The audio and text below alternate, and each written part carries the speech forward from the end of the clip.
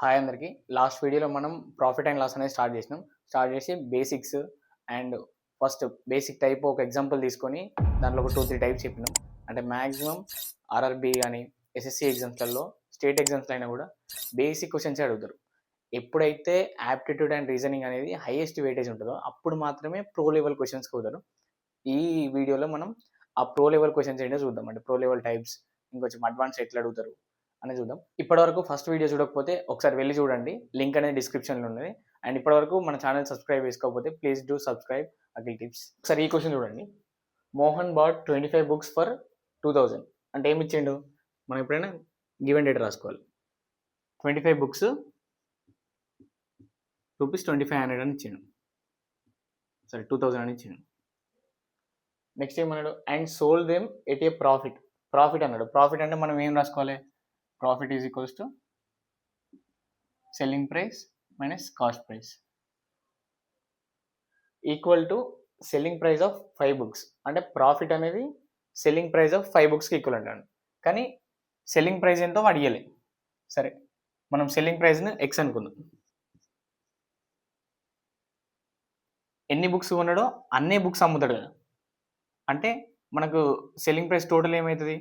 25 into X అవుతుంది. అంటే మనం అమౌంట్లో తెలుసుకోవాలంటే ఇప్పుడు ప్రాఫిట్ ఏమన్నాడు? 5 booksకి ఈక్వల్ అన్నాడు. 5 booksకి ఈక్వల్ అంటే 5x. నెక్స్ట్ సెల్లింగ్ ప్రైస్ ఏంటిది? 25x మైనస్ కాస్ట్ ప్రైస్ ఎంత ఇచ్చిండు? 2000 ఇచ్చిండు. ఇప్పుడు దీంట్లో నుండి మనం ఎక్స్ ఫైండ్ అవుట్ చేస్తే మనకు వచ్చేది సెల్లింగ్ ప్రైస్ ఆఫ్ 1 book. అంటే ఆ ఎక్స్ అనేది ఏంటి? సెల్లింగ్ 1 book ఎక్స్ కదా. 25 మైనస్ ఈ మైనస్ అటు పోయి అది ఇటు వచ్చింది అనుకో, 20x ఈజ్ ఈక్వల్స్ టు 2000.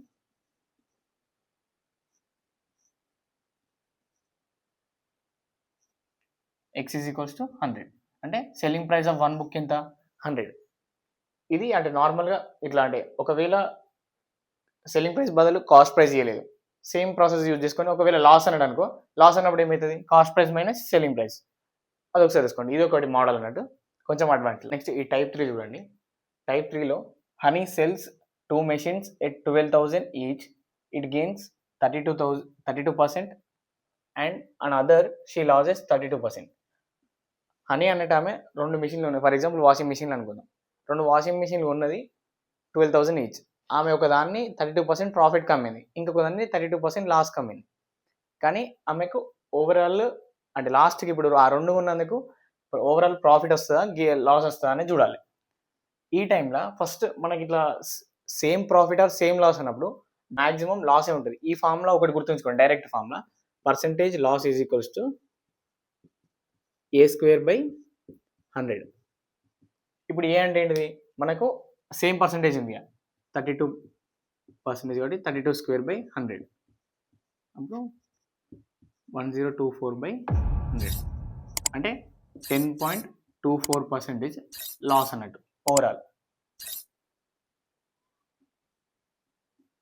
ఒకవేళ సరే ఇక్కడ సేమ్ పర్సెంటేజ్ ఇచ్చింది కాబట్టి ఓకే. మనకు ఒకవేళ డిఫరెంట్ పర్సెంటేజ్ ఇచ్చింది అనుకోండి. ఫర్ ఎగ్జాంపుల్ ఈడ 20 ఇచ్చిండు,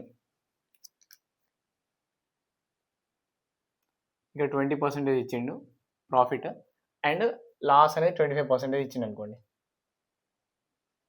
అప్పుడు ఏం చేయాలి? అప్పుడు ఈ ఫార్ములా పనికిరాదు.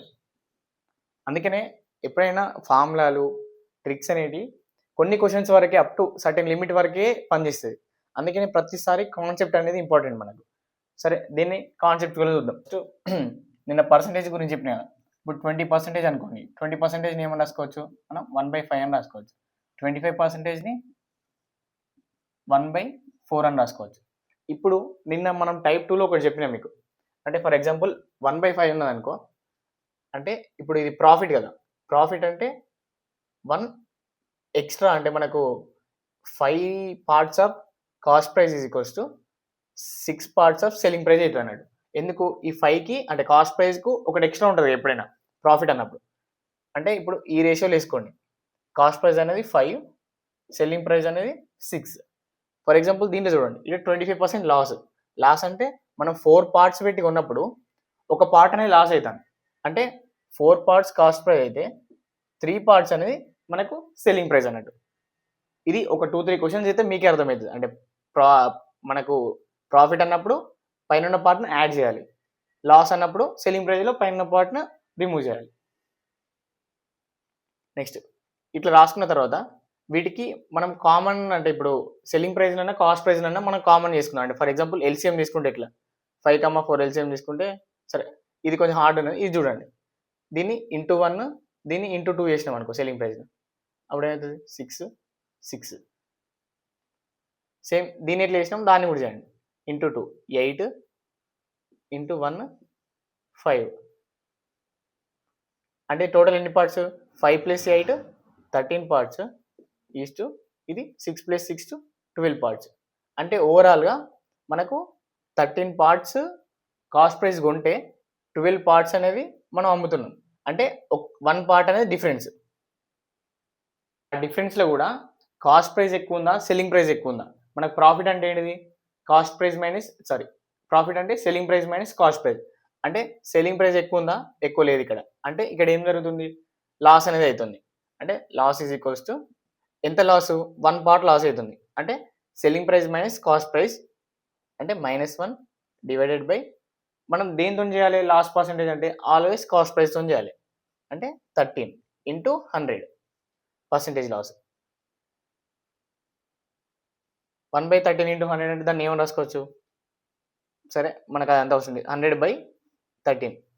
ఇది మనకు పర్సెంటేజ్ లాస్. సో 13 1 13 చెప్పండి 7 పాయింట్ సంథింగ్ వస్తుంది అనుకోండి, 7.5% అనుకుందాం. ఇది మనకు ఆన్సర్. సరే ఇది ఈ ఇప్పుడు 20-25%కి చెప్పిన నేను. ఫర్ ఎగ్జాంపుల్ ఇదే క్వశ్చన్ మనం ఫార్ములాతో చేసినాం. దీన్ని ఒకసారి ఇదే మెథడ్లో చేసి చూద్దాం, అప్పుడు సేమ్ వస్తుందా రాదా. మనకు రెండింటికి ఒక సేమ్ కదా. ఇప్పుడు 32% అన్నాం, సరే 32 కాదు సేమ్ రెండింటిలో 20% ఉంచుకుందాం, ఈజీగా సాల్వ్ చేసుకున్నాం. 20% గెయిన్ 20% లాస్. అంటే ఇక్కడ 20 స్క్వేర్ ఎంత 20 స్క్వేర్ 400. 400/100 అంటే 4%. 4% లాస్ మనకు.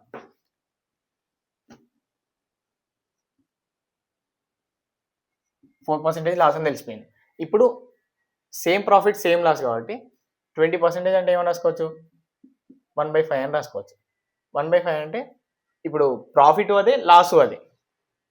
5 పార్ట్స్ పెట్టి మనం కొన్నప్పుడు 6 పార్ట్స్ సెల్లింగ్ ప్రైస్ ఉంటుంది, ఇది గెయిన్ అప్పుడు. ఒకవేళ లాస్ అప్పుడు 5 పార్ట్స్ పెట్టుకుంటే 4 పార్ట్స్ అనేది మనకు సెల్లింగ్ ప్రైస్ ఉంటుంది. సేమ్ ఇంతసేపు ఎల్సిఎం చేసినట్టే దీంట్లో కూడా ఎల్సిఎం చేయండి. సరే ఇక్కడ 5 సేమ్ ఉన్నది కానీ దీన్ని ఎల్సిఎం చేశారు. ఎప్పుడైనా మనం సెల్లింగ్ ప్రైస్ను ఈక్వలైజ్ చేయాలి, try to equalise selling price. ఇప్పుడు దీన్ని 6 2 × 12 4 3 అంతే కదా. దీన్ని కూడా ఇంటూ 3 ఇంటూ 2 చేసేయండి. అప్పుడు ఏమవుతుంది ఇది 10 15 25 ఈస్టు ఇది 12 12 24. అంటే సేమ్ ఇప్పుడు ఇలా 1 పార్ట్ డిఫరెన్స్ ఉంది. ఆ 1 పార్ట్ ఏది ఎక్కువ ఉంది కాస్ట్ ప్రైస్ ఎక్కువ ఉంది, అంటే లాస్. -1 దాన్ని డివైడ్ బై ఎప్పుడైనా కాస్ట్ ప్రైస్ చేయాలి 25 ఇంటూ 100. -100/25 అంటే ఎంత 4%. 4% మైనస్ ఉంది కాబట్టి లాసా ప్రాఫిటా లాస్. దీనికి ఈక్వల్ అయిందా. అంటే మనకి ఎప్పుడైనా ఫార్ములాకు ట్రెడిషనల్ మెథడ్కు మనం అంటే తెలుసుకోవాలి. ఫార్ములా ఉన్నా సరే ట్రెడిషనల్ మెథడ్ అనేది మనం కన్ఫామ్గా తెలుసుకోవాలి. తెలుసుకున్నప్పుడు మాత్రమే మనకు ఆల్వేస్ ఈక్వల్నే ఇయ్యరు, మ్యాక్సిమం వేరియేషన్నే ఇస్తారు. అంటే మంచి కంటెంట్ ఉన్న ఎగ్జామ్స్లలో ఒకసారి ఈ క్వశ్చన్ ఒక 2 టైమ్స్ చూడండి. మీరు ఒకసారి ప్రాక్టీస్ చేయండి ఇంకా మిగతా ప్రీవియస్ ఇయర్ క్వశ్చన్స్లలో, అప్పుడు మీరే ఓన్గా సాల్వ్ చేయగలుగుతారు. Thank you.